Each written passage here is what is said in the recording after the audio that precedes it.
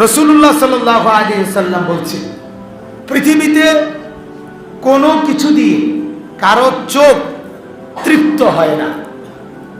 এটা একটা নীতি, মনে রাখেন। দুনিয়ার কোনো কিছু দেখে কারো চোখ আর কি শান্ত হয় না। আপনি সবচেয়ে সুন্দর বিল্ডিং দেখার পরে তারে বলেন গিয়া আরো একটা সুন্দর বিল্ডিং আছে, আর দেখবেন কহ চলো। সুন্দরী নারী দেখে তারে বলেন আর দেখবেন, হ দেখ।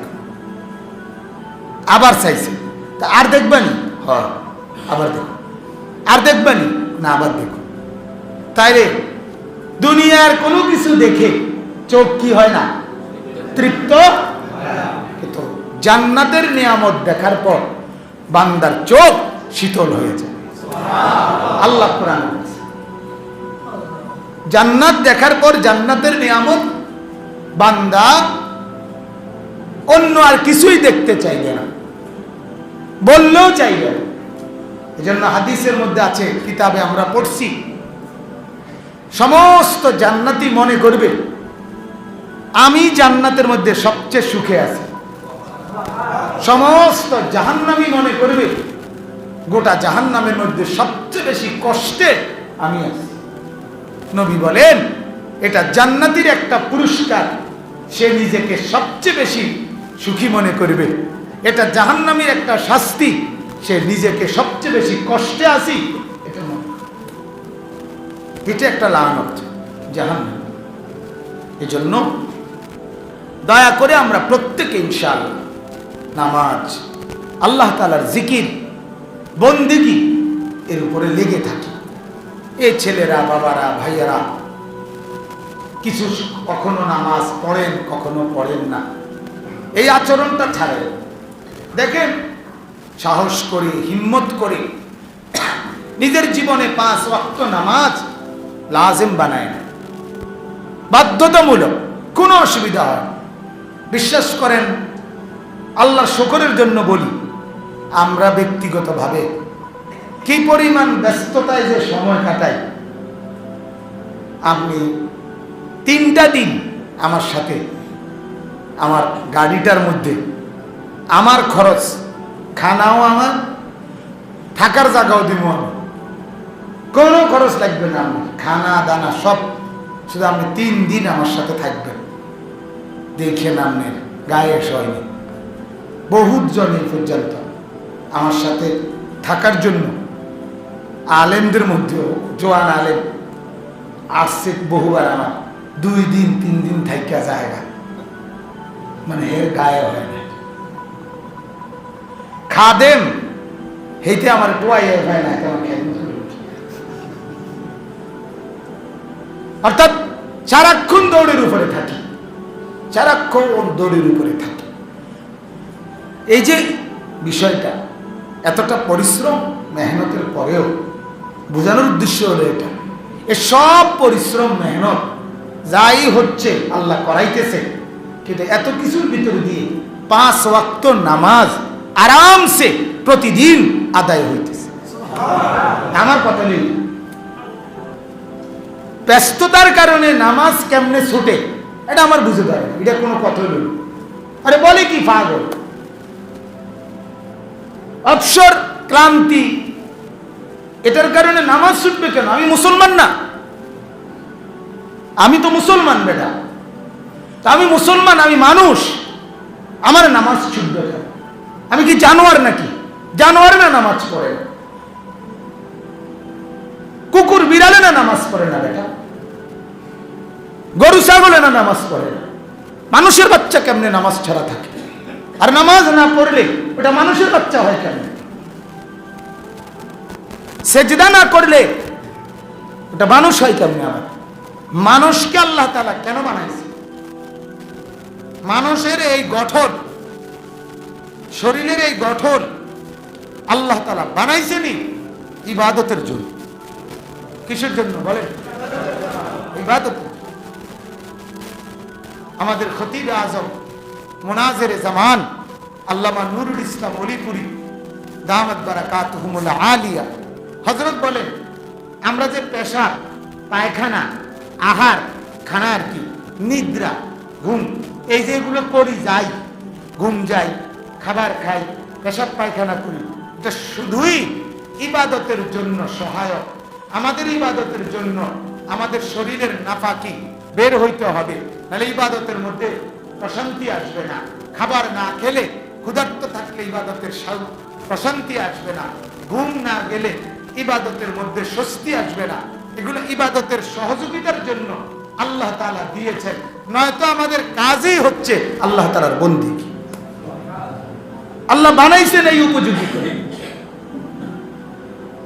কোন মানুষ হুজুর আমার এত ব্যস্ততা, আমার নামাজ পড়ার সুযোগ হয় না, আগে তুই বল তুই মানুষের বাচ্চা কিনা?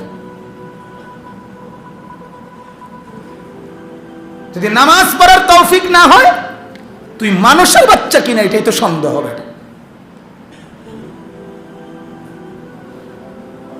নামাজ ছুটবে কেন মুসলমানের? ফজর ছুটবে কেন? ফজর ছুটবে কেন? আপনি কি গভীর রাতে, লম্বা রাত, কোনো দিন কোনো কারণে ওঠেন না? কথা বলেন না কেন? তাহলে আপনি ফজরের নামাজ উঠবেন না কেন? আপনি কি প্রতিদিন 11টা বাজে ওঠেন? তা আপনি তো 7টা বাজে, 6:30 বাজে, 8টা বাজে ওঠেন, সেটা 2 ঘন্টা আগে উঠলে অসুবিধা কি? কি অসুবিধা? শুধুই গাফলতি, শুধুই গাফলতি, শুধুই অহংকার, শুধুই সীমা লঙ্ঘন, শুধুই নিজেকে আল্লাহর চাইতে বড় মনে করে। আল্লাহরে দরকার, নাফরমানিটা ভাবে না, মনে করে আল্লাহ লাগবে না, আল্লাহ দিয়ে আমি কি করব। কিন্তু ব্যারামে পড়লে, অ্যাক্সিডেন্টে ঠ্যাংটা ভাঙে গেলে, বউয়ে সিজার লাগলে, ফুতের যখন ব্যারাম ধরে, ক্যান্সার লাগে, তখন আল্লাহ আল্লাহ আল্লাহ আল্লাহ, এখানে সোজা তারের মতো সোজা কথা কয়, তখন হুজুর দোয়া করি, আর আসলে কুয়া হেসিমে কুয়া, হেসিমে কুয়ানি দেখলে মনে হয় কি পরিমাণ অসহায়। আল্লাহ তাআলা তো এটা বলছেন, বান্দা অসহায় হলে যাকে ডাকো সে আমি ছাড়া কে? বিপদে পড়ে দূর করে সে আমি ছাড়া কে? জমিনে চলার উপযোগী তোমাকে বানায় সে আমি ছাড়া কে? আম্মান ইউজিবুল মুদতাররা ইযা দাআহু, রব্বুল আলামিন বলেন, বান্দা অসহায় যখন হয়ে যাও, মুসিবতে যখন পড়ে যাও, তখন মনের অজান্তে যারে ডাক দাও, বলো না সেটা আমি ছাড়া আর কে? কে? অ্যাক্সিডেন্টে পড়ে গেলে বন্ধু, তখন তুমি তো তোমার বন্ধুকে ডাকো না, তখন আর ফ্রেন্ডদেরকে ডাকো না, তখন মনের অজান্তেই ভিতর থেকে যার নাম বেরিয়ে আসে সে তো কেবলই আল্লাহ। ওয়ায়াকশিফুস সুআ, আল্লাহ বলেন যখন যত বিপদ সব কিছু দূর করে দেয়, বলো না বান্দা সেটা আমি ছাড়া আর কে? কে? আল্লাহ। ওয়ায়াজআলুকুম খুলাফাআল আরদ, রব্বুল আলামিন বলেন হাত পাও অঙ্গ ঠিক রেখে জমিনের মধ্যে চলার উপযোগী তোমাকে বানিয়ে দেয়, সেটা আমি ছাড়া আর কে? কে? যদি 2 পাও সমানভাবে না দাঁড়াইতো, যদি তুমি দাঁড়াইলে, তুমি যদি 2 পাও স্থির করে দাঁড়াইতে না পারতা, যারা প্রতিবন্ধী তারা তো হাঁটতে পারে না, ঠিক কিনা বলেন? তারা তো নড়ে, কাঁপে কাঁপে। আজকে আমরা ওইখানে দেখছি না, কাঁপে। রব্বুল আলামিন বলেন 2 পায়ের তালুর মধ্যে যেই শক্তি, এটা যদি আমি আল্লাহ স্বাভাবিক করে না দেই, তাহলে এই জমিনের মধ্যে তুমি কেমনে হাঁটবা? কিরে বান্দা, এরপরে আল্লাহ বলেন আইলাহুম মাআল্লাহ, বলো না বান্দা আমি ছাড়া আর কে, আল্লাহ ছাড়া আর কে? কালিলাম মা তাযাক্কারুন, অথচ তবুও বান্দা উপদেশ নিয়ে থাকো কম। এত বিপদ, এত অ্যাক্সিডেন্ট, এত কবর, এত লাশ, এত জানাজা, মানুষের এত মুসিবত চতুর্দিকে দেখার পরেও একটা বারও তুমি সবক নেও না। চতুর্দিকের এত বিপদ দেখে তোমার ভিতরেও তো এই অনুভূতি আসা উচিত যে আল্লাহ চাইলে তো এটা আমাকেও দিতে পারতেন, আমাকেও তো দিতে পারতেন। আমার পাও যখন ভাঙছে আমার মনে আছে, আমি বেহুশ হইলে আমার এই পাওয়ের হাড্ডি এটা হাঁটুর নিচের একবার ভাঙ্গেই গেছে মোটরসাইকেল থেকে পড়ে। আমি পইরা মানে ফুটবলের মতো পড়ে গেছি। পরে যখন বসছি রাস্তা মেইন রোডের উপরে ব্রাহ্মণপাড়া, পাওটা যখন আমি টান দিছি প্রথম, তখন আমি দেখে রয়েছি যে আমার এই পাওটা এমনি লড়ে, ভাঙ্গা এটা হেসেটে গেছে গা, পাওটা এমনি নড়ে। তখন আমি বুঝছি হায় মাওলা, আজ আমি অসহায় হয়ে গেল। তাইলে আমি আমার ওই মাওলানারে বলছি আমি আসতেছি ইফতার করুন, আর আল্লাহ তাআলা আমার ইফতার করাইছে হসপিটালে। আজকে পত্রিকার খবর, এই গত 9 দিনে ঈদের, আজকের পত্রিকায় বলছি এবং যমুনা টেলিভিশনে নিউজ করছে, এই ঈদের 9 দিনে সারা বাংলাদেশে যে পরিমাণ সড়ক দুর্ঘটনা হয়েছে, অ্যাক্সিডেন্ট, তার 40% মোটরসাইকেলের অ্যাক্সিডেন্ট। মোটরসাইকেল, কোরআনুল কারীম স্পষ্ট আছে, আল্লাহ তাআলা বলেন ওয়ালা তুলকু বিআইদিকুম ইলা তাহলুকা, আমার বান্দা তুমি তোমার নিজেকে ধ্বংসের দিকে ঠেলে দিও না, নিজেকে নিজে ধ্বংস করে দিও না। ছেলেগুলোর বর্তমানে মোটরসাইকেল চালানি দেখলে মনে হয় তার সিদ্ধান্ত আমি আমারে ধ্বংস করে দেব। মানে এতটা গতিতে চালায় মোটরসাইকেল, এতটা গতিতে যে সে নিজেই যেন বলতেছে আমি আমারে এখনই ধ্বংস করে দেব। পদ্মার বাজার বিশ্ব রোডের কাছে একবার আমি চিটাগাং থেকে আসতেছিলাম, দেখছি রাস্তার পাশে মোটরসাইকেল, যুবক পইরা পাটা যে ভাঙছে এবং রক্তে ভাসে গেছে, রক্ত। এ কারণে আমরা প্রত্যেকে বাজান, আমার এতগুলো কথার কাকুতি আকুতি প্রতিনিয়তই বলি আমি আর একটা আসলে তবিয়ত আমার, আমি যেটা বলতে চাই এটা খুব প্রেশার দেই, বারবার বলি এক কথা, সর্বোচ্চ প্রেশার দিয়া বলতে চেষ্টা করি। আমি মাঝে মাঝে বলি যে আমার মন চায় যুবকের বুকের মধ্যে, মুসলমানের বুকের মধ্যে হ্যামার দিয়া বাইরাইয়া যেন ভিতরে ঢোকে, এটা দিয়ে যেন হ্যামার দিয়া বাইরাইয়া হইল, যদি পারতাম ভিতরে ঢুকাইতে বুঝাইতে তো চেষ্টা করতাম যে তবুও বুঝো গুনাহ তোমারে সুখ দিবে না, আল্লাহর নাফরমানি তোমারে আখিরাত তো বরবাদ করবেই, দুনিয়াতেও তৃপ্তি দিবে না।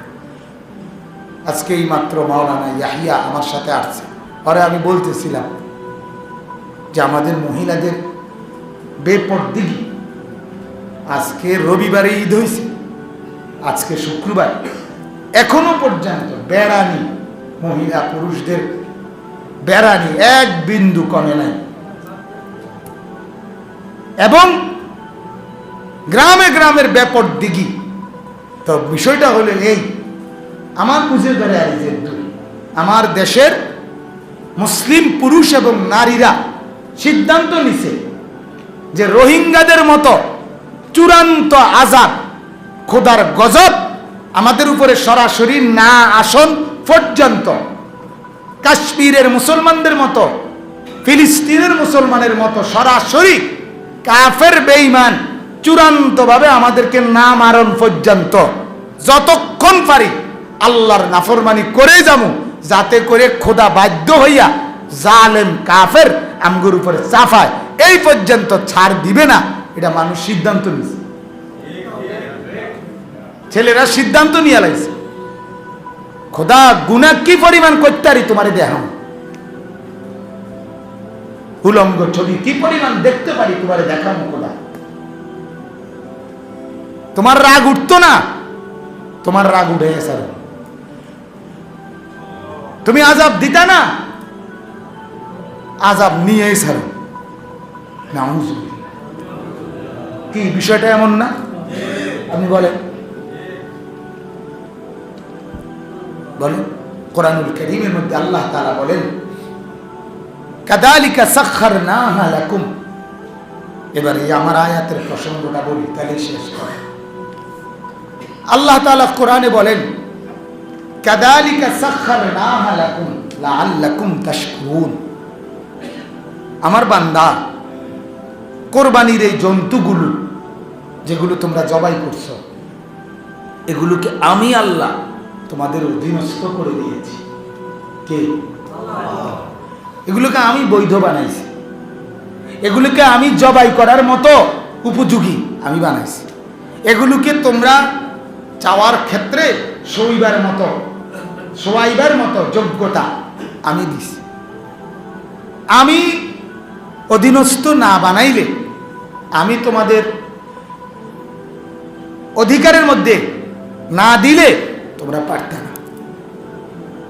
জঙ্গলের বাঘ, জঙ্গলের সিংহকে আপনি শোয়ান্ত, অথচ এটাও তো 4 পাওয়ালা, এটাও তো 4 পাওয়ালা।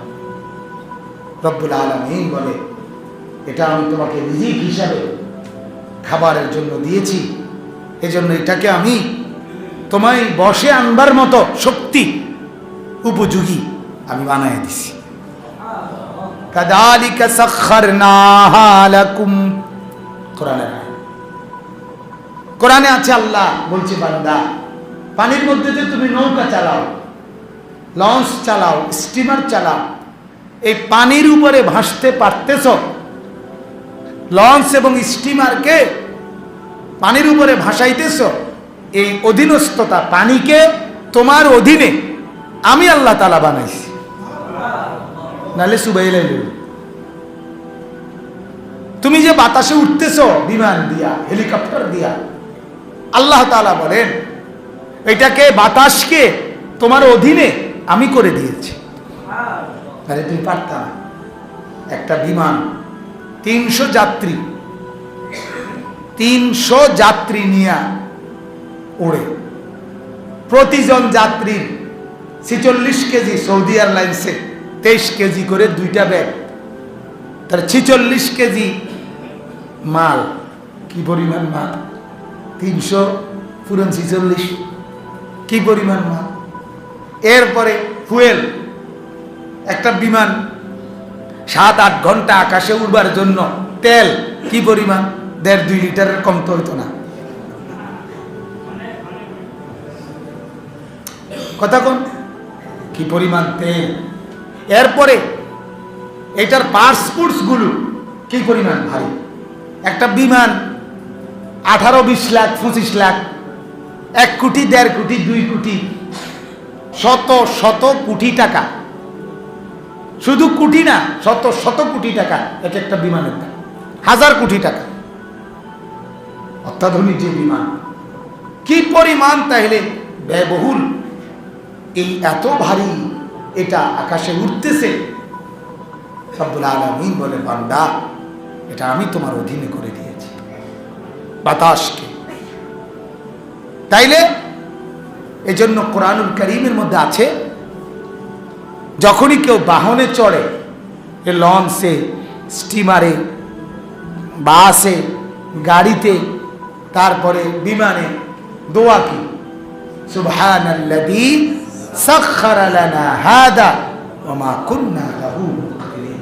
এই কেন? আল্লাহ আপনার পবিত্রতা ঘোষণা করতেছি, আপনি এই বাহনটিকে আমার জন্য আপনি অধীনস্থ করে দিয়েছেন, এজন্য আপনার শুকর, নাহলে আমি পারতাম না। তো ঠিক আল্লাহ তাআলা বলেন, গরু, ছাগল, ভেড়া, বকরি, দুম্বা, ওট, মহিষ, এগুলোকে আমি আল্লাহ তাআলা তোমাদের অধীনস্থ করে দিয়েছি। কে করে দিয়েছেন? এরপরে আল্লাহ তাআলা বলেন, কেন অধীনস্থ করলাম? লাআল্লাকুম তাশকুরুন। এই কথা এটা বলা, আল্লাহ তাআলা বলেন যেন আমার শুকর আদায় করতে পারো, এই জন্য। যেন কি জন্য দিছে বলেন? কি আদায় করা বলেন না? তাহলে আল্লাহ তাআলা আমাদের জন্য কোরবানির এই প্রাণীগুলোকে আমাদের উপযোগী জবাই করার, খাওয়ার অধীনস্থ করে দিয়েছেন। কেন? যেন আমরা আল্লাহর কি করতে পারি। এখন এই শুকর আদায় মানে কি? আল্লাহর শুকর আদায় করা মানে কি? শুকর আদায় মানে হলো কোন জিনিস, নেয়ামত যিনি দিয়েছেন, নেয়ামত দাতা, নেয়ামতকে নেয়ামত দাতার মর্জি মোতাবেক ব্যয় করা, এটাকে বলা হয় শুকর। নেয়ামতকে নেয়ামত দাতার মর্জি মতো ব্যবহার করা, এটাকে কি বলে? শুকর। এটারে বলে মূলত শুকর। বিড়ি খেতে খাইতে, 7 আপ খাইতে খাইতে আলহামদুলিল্লাহ, খারাপ না, ভালোই, আর দিয়ে একটু বেশি করছে, যাক কি করেন, যা ছিল নসিবে, এটি শুকর জ্ঞান। হ্যাঁ, মনে তো করছিলাম চর্বি এত হইতো না, কিন্তু যাক কি করা, চর্বি বেশি, শুকর, এটি শুকর। শুকর এটা। বরং যিনি দিয়েছেন এই নিয়ামত, তিনি আমার কাছে যা চেয়েছেন তা প্রদান করা। এখন আল্লাহ তাআলা কোরআনুল কারীমের মধ্যে আছে, ফাইদা কাদাইতুম মানাসিকাকুম ফাযকুরুল্লাহ। এই আল্লাহ বলে, যখন কুরবানি শেষ হয়, হজ শেষ হয়, এই ইবাদত শেষ হয়, হজ, কুরবানি, তখন তোমাদের করণীয় কি? তোমাদের করণীয়, তোমরা আমি আল্লাহর জিকির করো, আমার স্মরণ করো, আমার স্মরণ। এখন আমার কথা হলো, কোরবানির এই প্রাণীগুলোকে আমাদেরকে খাওয়ার উপযোগী করেছেন কে? আমাদের অধীনস্থ বানাইছেন কে? অনুমতি দিছেন কে? আচ্ছা, ছাগলের গোশত যে আমরা খাই, এটারে হালাল করছেন কে? কুত্তার গোশত যে আমরা খাই না, এটারে হারাম করছেন কে? তাহলে আল্লাহ বলেছেন দেখা আপনি অনুমতি পাইছেন। আল্লাহ না বললে আপনি কুকুরের গোশতের মতো এগুলো তো খাইতে পারতেন না, পারতেন কি? তাইলে কি বোঝা গেল? আল্লাহ তাআলা বলেন, এগুলো আমি অনুমতি দিছি, আমি হালাল করছি, আমি অধীনস্থ করছি। 3 লক্ষ টাকার গরু তুমি শোয়াইতে পারলে না হলে, তাফসীরের মধ্যে আছে, ফেরেশতা কানের কাছে আইসা বলে যায়, গরু ছাগলকে কানে কানে আইসা বলে যায়, তোমারে আল্লাহ বানাইছে মানুষের খেদমতের জন্য, অতএব তুমি বাড়াবাড়ি করো না, শুয়ে যাও। এই তখন গিয়ে প্রাণীটা শুয়ে যায়। হ্যাঁ, ওয়াদাল্লালনাহা লাহুম ফামিনহা রাকুবুহুম ওয়া মিনহা ইয়াকুলুন। কোথায় আছে? সূরা ইয়াসিনে আছে না? ওয়ালাকুম ফিহা মানাফিউ ওয়া মাশারিব। রব্বুল আলামিন বলেন, চতুষ্পদী জন্তু আমি অধীনস্থ করেছি, ফলে কোনোটাতে তোমরা চড়তে পারো বাহন হয়ে, ঘোড়ার পিঠে, হ্যাঁ, উটের পিঠে। অমিনহা ইয়াকুলুন, আবার কোনোটা ভক্ষণ করতে পারো, খাইতে পারো। গরু ছাগল এগুলো আমি রব্বুল আলামিন অধীনস্থ করেছি বলে খেতেও পারো। এজন্য আল্লাহ তাআলা বলেন এর বিনিময়ে আমি চাইছি তোমার শুকর, তুমি আমার শুকর আদায় করো। আর আমার শুকরটা কি? ফাযকুরুল্লাহ, আমার জিকির, আমার স্মরণ, আমার স্মরণ। এখন আমারে মাফ করেন, আপনারা ইনসাফের সাথে বলেন, আপনারাই বলেন, যেদিন কোরবানি দিলেন সেদিন 8:30 বাজে, 9:30 বাজে, 10টা বাজে কোরবানি হলো, তাহলে এরপরে করণীয় ছিল আল্লাহকে স্মরণ রাখা। তাহলে সেদিন যাদের জোহরের নামাজ ছুটে গেল, আসরের নামাজ ছুটে গেল, মাগরিবের নামাজ ছুটে গেল, ফজরের নামাজ ছুটে গেল, এই নাফরমানরা কোরবানির পরে এই প্রাণীর গোশত খাওয়ার অনুমতি যে পাইল, আল্লাহ যে তারে অনুমতি দিল, অধীনস্থ বানাইল, এটার কি শুকর আদায় করল? বলেন না। ওই ডাকাতের প্রশ্ন করেন না, ওই নাফরমানকে প্রশ্ন করেন। বলে শুক্রবার যাদের গরুর বাজার বসছিল, বাংলাদেশের কোন গরুর বাজারে শুক্রবার দিন এই ঘোষণা দিছিল যে 40 মিনিট জুমার নামাজের জন্য বাজার স্টপ? আসছে কোনো খবরের কোন? যে বিক্রেতাগুলো গরু বেচতে গেছিল ওরা মুসলমান না? যারা কিনতে গেছিল ওরা মুসলমান না? গরু বাজার কমিটি এগুলো মুসলমান না? তাইলে এই বিক্রেতা ক্রেতা কমিটি এরা কেউই যে জুমার নামাজের জন্য বিরতি দিল না, তো জুমার নামাজ কোথায় পড়ছে? গরুর সাথে। কার সাথে? গরুর সাথেই বাইন্দা রাখছে, যেটা এটাও গরু, লগে খাড়ায় ছিল যেটা ওটাও গরু, দুইটাই গরু। ওইটাও জানোয়ার, এটাও জানোয়ারের গোশত খাইছে। জানোয়ারে কি খাইছে? জানোয়ারের গোশত। নাই তো আর কি। এই জন্য জরুরি বিষয় আল্লাহ তাআলার শুকর মানে বন্দিগি, আল্লাহ তাআলার ইবাদত। আল্লাহ বলছে কায়নাতের সব আমি দিয়ে তোমার কাছে আমি সেজদা চাই। বান্দা তুমি আমারে কি মনে করছো? এক মা তোমারে কদ্দুর দিয়া কদ্দুর নেয়, মা দুধ খাওয়াইয়া, মা মৃত্যু পর্যন্ত তোমার খেদমত নেয়, বাবা সংসারে তোমারে কিছুদিন পাইলা, মৃত্যু পর্যন্ত তোমার টাকা পয়সা তোমার কাছ থেকে গ্রহণ করে, দুনিয়ার নেতা তোমারে সামান্য কিছু দিয়া এরপরে তোমার সারা জীবন তোমার থেকে সেবা নেয়, আর আমি সব কিছু দিয়া বিনিময়ে সামান্য একটু সেজদা আমি এটা পাই না। তোমার মতো গাদ্দার, অকৃতজ্ঞ, নিমক খারাপ আর কে হইতে? বল আল্লাহ তাআলা কি দিয়া কি চাইছে? কম দিয়া বেশি চাইছে? হ্যাঁ, আল্লাহ তাআলা আমারে দিছে কম, চাইছে বেশি। তাই ফজরের নামাজ পড়তে লাগে 3 ঘন্টা, জোহর পড়তে লাগে 6 ঘন্টা, তাই 5 ওয়াক্ত নামাজ মিলাইলেও তো 1 ঘন্টা লাগে না। তাই তিনি আমারে দিলেন 24 ঘন্টায় 23 ঘন্টা, আর আমাকে বললেন তুমি আমারে দিবা 1 ঘন্টা। দিছে বেশি, দিয়েছেন বেশি। কি পরিমাণ! আহা লিয়াযকুরুসমাল্লাহি আলা মা রাযাকাহু মিন বাহিমাতিল আনআম। আল্লাহ বলে বান্দা আমি মায়া করে আমার 4 ঠ্যাংওয়ালা প্রাণী চতুষ্পদ অনেক আছে, তার মধ্য থেকে উট, ভেড়া, দুম্বা, গরু, ছাগল, মহিষ, এই প্রাণীগুলোকে আমি আল্লাহ তাআলা তোমার খাবারের জন্য রিজিক হিসাবে দিয়েছি। যদি আমি না দিতাম কই পাইতাম? আজ গোশতের মজা পাচ্ছ, গরুর গোশতের স্বাদ, খাসির গোশতের স্বাদ, মুরগির গোশতের স্বাদ, এই স্বাদ যে আমরা পাচ্ছি, শুধু স্বাদ না, গোশতের থেকে যে আমিষ শরীরের জন্য প্রয়োজনীয় যেই বিষয় দরকার, আমিষ, এটা আমার শরীরের মধ্যে পূরণ হচ্ছে। এটা কি শুধু অনুমতি না থাকলে, গোশত খাইতে না পারলে, শুধু সবজি দিয়া এটা কি খাবার হইতো?